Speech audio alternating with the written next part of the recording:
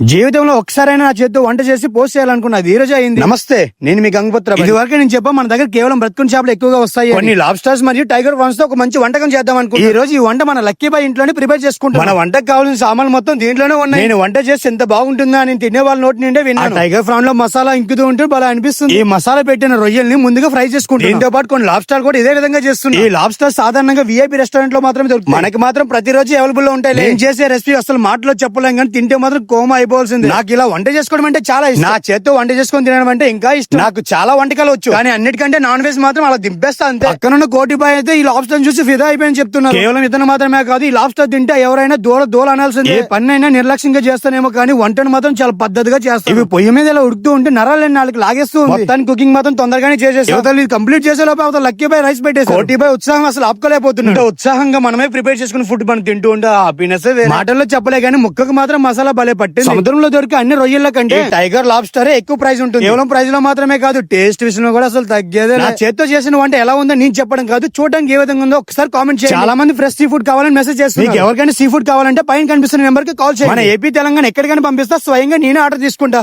Jai Hind.